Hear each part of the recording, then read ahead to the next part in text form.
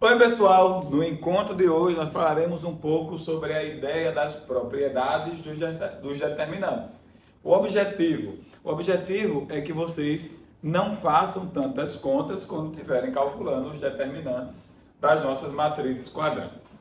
Para isso eu trouxe para vocês 7 propriedades para facilitar os cálculos dos determinantes, assim quando eles decidirem aparecer para você desenvolver esses determinantes. Bom, a nossa primeira propriedade nos diz assim: se eu tenho uma fileira de zeros dentro da minha matriz, né, o meu determinante dá zero. Lá, quando nós estudamos a nossa ideia de determinante, nós vimos que nós podemos calcular exatamente o determinante de uma matriz usando o nosso teorema de Laplace. Tá? Então, vou supor, hipoteticamente, que eu escolhi a fileira aqui de número 1, a minha primeira fileira, que no caso é a minha primeira linha, né? E aí, esse meu determinante seria nada mais do que a soma dos produtos respectivos dos elementos que compõem a fileira com os seus cofatores, né? Então, seria A11 vezes o seu cofator, mais A12 vezes o seu cofator, mais A1N vezes o seu cofator. Só que veja, se essa fileira ela for composta só de zeros, isso aqui dá zero vezes alguma coisa, dá zero. Zero vezes alguma coisa, dá zero. Zero vezes alguma coisa, dá zero, assim sucessivamente até acabar. Então não tem o que discutir. Zero mais zero mais zero mais zero mais zero, né? Vai dar aí zero. Portanto, se uma matriz possui uma fileira de zeros, seu determinante dá zero. Tem o que falar. Você pega uma situação em que isso aqui acontece. Não. Você quer calcular o determinante dessa matriz. 1, 2, menos 3, 0, 0, 0, 7, 5, 2. Tem que discutir esse determinante dá zero. Beleza? Ok. Tá. Primeira propriedade foi, né? Segunda propriedade diz o seguinte: o determinante de uma matriz qualquer é igual ao determinante de sua transposta. Essa é mais fácil de provar ainda. Por quê?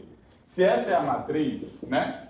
A minha matriz transposta, você sabe que é a permutação da linha pela coluna, né? O que é linha vira coluna, não é isso? Então, por exemplo, essa linha aqui vai virar a nossa primeira coluna, que seria o meu A11, A12 até A1N, certo? E aí, aqui essa segunda linha vai virar a sua segunda coluna. A21, A22 até o A2N. E assim sucessivamente, você vai fazendo com todas as fileiras que compõem, chega na última linha, vai ficar AN1, AN2, ANN, certo? Mas aí, quando você for calcular esse determinante, o que é que você faz? Você escolhe esta fileira, né? Mas como você mudou todos os elementos, né?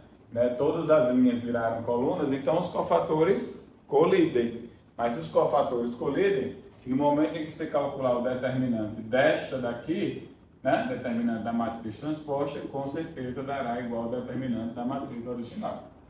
Certo? De boa essa, tá? Beleza. Aí, permutação das fileiras, né, faz com que o determinante mude de sinal. Então, se eu trocar, por exemplo, a primeira linha com a segunda linha e vice-versa, né, o que é que vai acontecer? O meu determinante troca de sinal. Isso é fácil de demonstrar, porque, veja, se eu trocar as fileiras, tá? Se eu trocar as fileiras, vai ficar assim, ó. A linha, né? Vou chamar essa matriz que eu troquei as fileiras. Então, aqui vai estar A1, no caso vai estar trocando a fileira, vai estar A21, 22, 2N, certo? Aí aqui, 1, 2, 1N.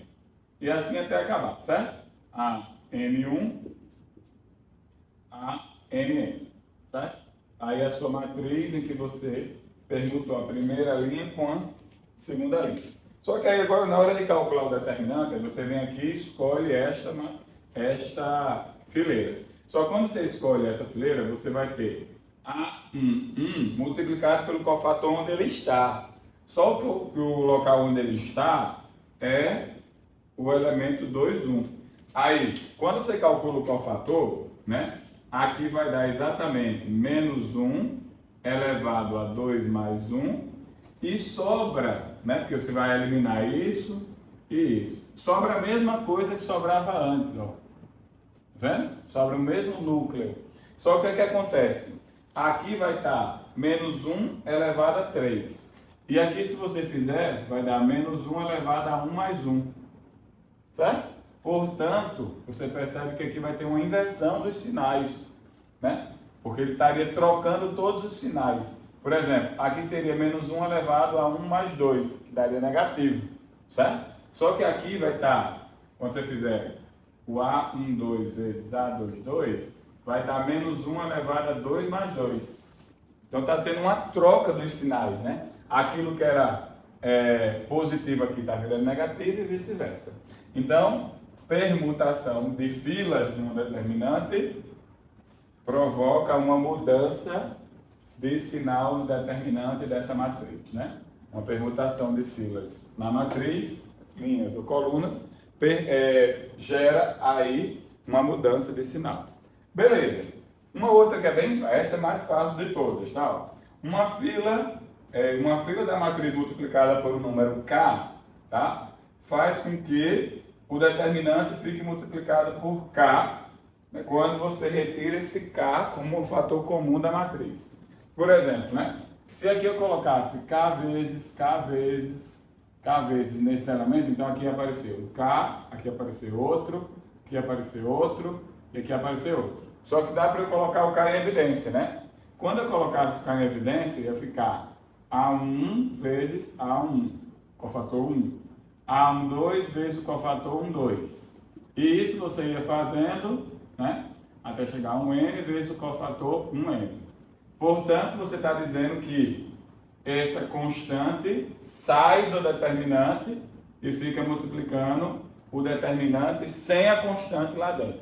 Isso é uma coisa interessante para quando você vai generalizar. Se todas as fileiras da matriz estiverem multiplicadas por k, então sai cada primeira fila, cada segunda fila, cada terceira fila, cada quarta fila, então sai k elevado à ordem da matriz. Então, por exemplo, se você vai calcular determinante de k vezes a, e essa matriz A é de ordem n, então essa constante sai da determinante, elevados à ordem, porque sai da primeira, da segunda, da terceira até a enésima linha, e multiplica o determinante da minha matriz. Então, toda vez que você perceber, né, que você quiser retirar, né, uma constante que é fator comum dos elementos da fileira para diminuir as contas, né, pode fazer isso, que isso é verdadeiro para o determinante de qualquer que seja a matriz. Por exemplo, Léo, imagine que você vai calcular o determinante dessa matriz aqui, 2, 4,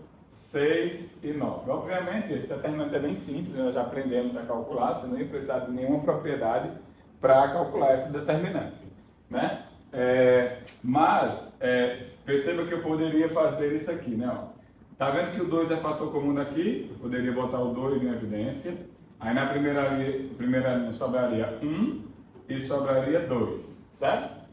Aí, aqui eu poderia botar o 3 em evidência. Aí aqui sobraria 2 e aqui sobraria 3. Tá? Quando eu calculasse esse determinante, tá? Esse determinante aqui, que é o determinante da suposta matriz que eu estou falando sem estar multiplicado por k. Esse determinante aqui daria 3 menos 4, né? 3 menos 4, que daria menos 1. Então você ficaria com 6 vezes menos 1, que daria menos 6, beleza? Só que se você calcular isso aqui, tem que dar a mesma coisa, né? Porque isso foi dito exatamente aqui, né? Ó, nessa propriedade, que eu posso pôr em evidência e o determinante continua prevalecendo do jeito que ele era, né? Quando eu faço aqui, e isso é verdadeiro, né? Ó, 18 menos 24, né? 18 menos 24 dá menos 6 também, tá? Claro, normalmente você não usa essa propriedade para esse tipo de questão, até porque seria uma perda de tempo absurda, até porque determinantes de ordem 2 são determinantes tranquilos de fazer. você usa quando você não conhece a matriz, né? Por exemplo, imagine que uma questão diz assim, determinante da matriz A vale 5. Quanto que vale, então, a determinante da matriz 3A? Visto que a matriz A é de ordem 2. Aí você usa essa propriedade. Porque você vai ter que lembrar que aqui, 3 vezes A, todas as fileiras da matriz estão multiplicadas por 3. Então, ela sai da determinante elevada à ordem, porque ela sai da primeira fileira e da segunda fileira, da primeira linha e da segunda linha. Então, sai 3 vezes 3, que seria 3 ao quadrado, vezes a determinante de A. Então isso aqui daria 9 vezes 5, que dá 45. Você usa nesse tipo de questão, obviamente, até porque aqui, se você não conhece a matriz, você não consegue calcular o seu determinante especificadamente pelos métodos que nós aprendemos, que é o teorema de Laplace, por exemplo. A nossa quinta propriedade diz o seguinte, né? Determinante do produto é o produto dos determinantes. Nesse caso, eu vou mostrar para vocês só de ordem 2, porque a ordem 2 para cima precisa-se de um processo chamado processo de indução. E aí, como vocês não têm tanto domínio desse processo, nós não conseguimos mostrar, né, de modo geral essa propriedade. Por quê? Porque nós precisaríamos fazer o produto das matrizes. Matriz A, por exemplo, se ela for da forma A, B, C, D, né? E aí você tem uma matriz B da forma E, F, G, H. Aí você ia ter que calcular esse determinante, que por sinal é fácil, né? É um determinante de A, que seria A vezes D menos B vezes C. Esse outro determinante aqui, que seria E vezes H menos F vezes G, certo? Aí depois você ia ter que multiplicar esses dois determinantes, né? Que é o determinante de A vezes o determinante de B, né? Fazer essa continha.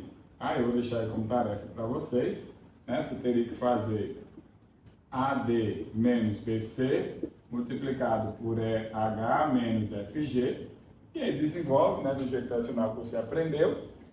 E aqui depois você teria que fazer A vezes B, certo? Que é essa linha vezes essa coluna, né? Vai construindo aqui A vezes E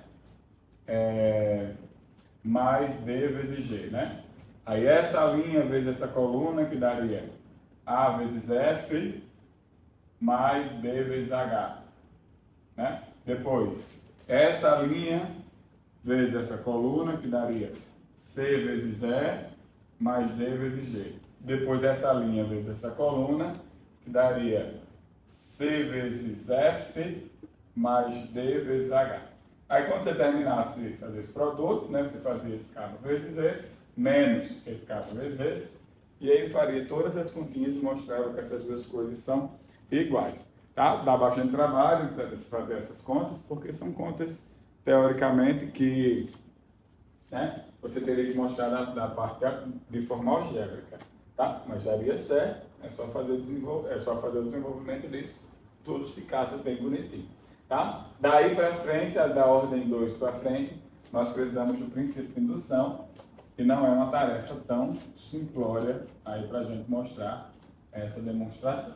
Agora, essa propriedade traz uma coisa interessante para a gente. Por quê? Porque quando você multiplica uma matriz qualquer pela sua matriz inversa, isso vai ter que dar a identidade da ordem, né?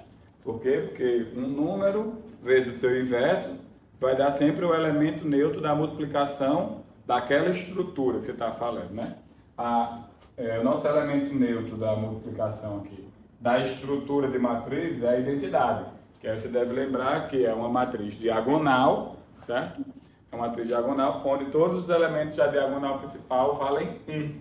Tá? Mas isso aqui é interessante, por quê? Porque, veja, quando você usa determinante daqui, aí aplica o determinante dos dois lados. Aqui vai ter o determinante de A vezes o determinante da inversa, igual ao determinante da identidade de ordem N qualquer. Só que isso aqui, pela propriedade que nós acabamos de demonstrar, seria o determinante de A vezes o determinante da inversa, que é igual ao determinante da identidade, que está aqui na propriedade número 7, Se a matriz é a identidade, o determinante dá 1. Então, isso aqui seria igual a 1. Isso é uma propriedade que vai trazer uma consequência que é a seguinte. A determinante da inversa é 1 sobre o determinante da matriz original. Isso mostra para a gente que se a matriz original, tá, tiver determinante 0, não existe inversa. Tá?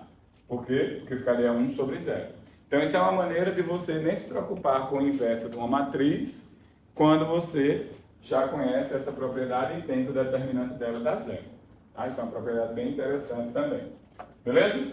Tá. Consequência da propriedade é 5 e 7 juntas, né? A outra propriedade, que por sinal é ela que ajuda a demonstrar essa daqui, ó, diz o seguinte: se eu sou uma matriz triangular, e aí o que é uma matriz triangular, né? É uma matriz que abaixo ou acima da diagonal principal tem-se um triângulo de zeros. Então aqui seria 0, 0, 0, 0 e assim vai, certo? Bom, se você fosse escolher uma linha para resolver e calcular esse determinante, com certeza absoluta você escolheria essa, né? Esta coluna. Quando você escolhesse essa coluna, você ia ficar com A11 vezes o cofator 1. E o resto daria 0, porque seria 0 vezes A21, dá 0.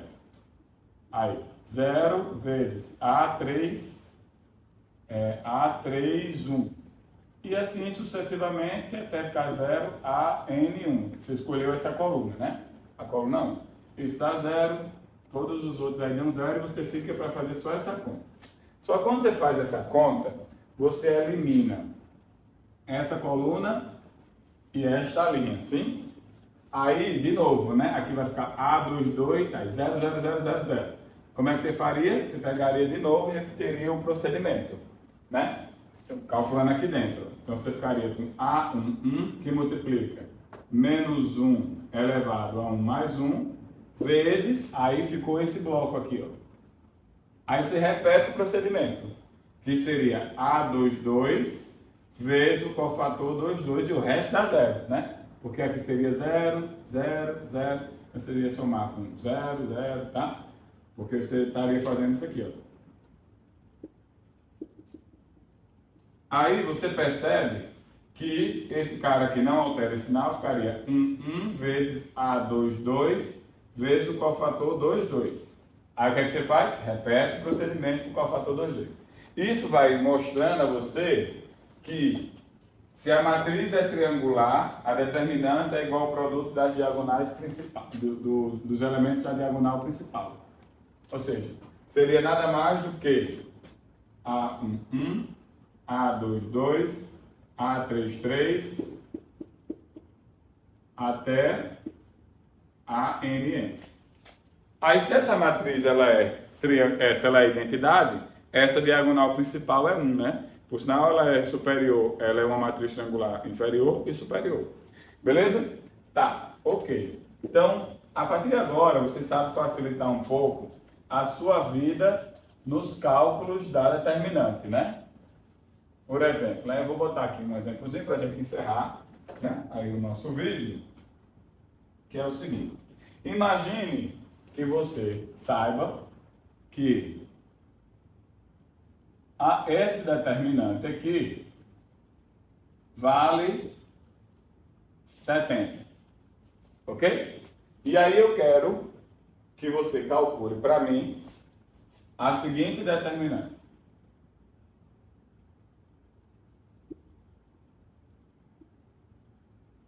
Esse, queria que você me dissesse quanto que vale esse, tá? Queria que você me dissesse quanto que vale esse.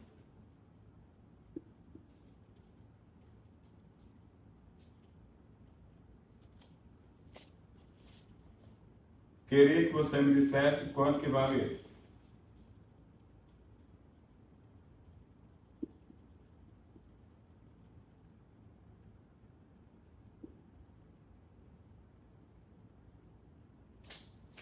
Sabe? Depois do que nós acabamos de guardar como propriedade. Primeira coisa que eu vou observar. Se essa é a matriz dada, que o que aconteceu daqui para cá foi o que era linha virou coluna. Então, eu sou a matriz transposta. Se eu sou a matriz transposta, pela propriedade número 2, eu tenho o mesmo determinante da anterior, 70. Sem discussão. Tá? Quando eu olho para essa matriz, na verdade esse determinante, você observa que a primeira linha está multiplicada por menos 2. Mas pela propriedade número 4, né? Pela propriedade número 4, nós sabemos que podemos colocar o menos 2 em evidência. Colocando o menos 2 em evidência, vai sobrar exatamente a determinante da matriz que você tem como referência. Então isso aqui nada mais é do que menos 2 vezes 70. E isso, por sua vez, dá menos 140. Certo? Já no terceiro caso, aqui, nós também temos o menos 3 em evidência na primeira linha e o 2 na segunda linha. Então dá para eu colocar o menos 3 em evidência, né? Nessa primeira linha, e aí sobraria O, R, e dá para colocar o 2 em evidência nessa segunda linha. E aí sobraria A e M. Certo? Só que quando você olha para a matriz, você percebe que está permutado, tá, as duas linhas, tá vendo? E aí entra em ação a propriedade número 3. Quando você permuta as fileiras, troca de sinal. Tá vendo que aqui está dando menos 6? Eu vou permutar essas fileiras, não é? Se eu vou permutar essas fileiras, então esse sinal aqui que é negativo vai se tornar positivo, muda de sinal. E aí eu tenho a troca das fileiras sem nenhum problema. E isso daria nada mais do que 6 vezes 70, 420 este determinante. Beleza? Bom, normalmente você usa as propriedades, né, para diminuir os cálculos quando eles começarem a aparecer aí nas suas questões, obviamente. Essas são as 7 mais utilizadas, não que não tenham outros, tem outras também, tá? Mas como seu objetivo é facilitar o cálculo dentro do que pode aparecer na sua prova de vestibular, de conceito do que você está fazendo, então as 7 propriedades mais utilizadas das determinantes. Beleza? Nos encontramos em breve. Valeu, até mais.